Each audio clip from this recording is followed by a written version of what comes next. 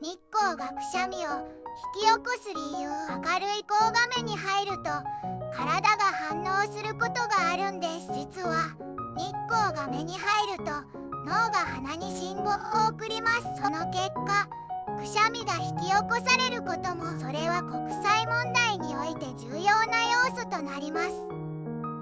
日光に敏感な人は特に注意が必要です。次回、日差しの強い日には気をつけてみてください。この情報が役立ったらいいねとシェアをお願いします。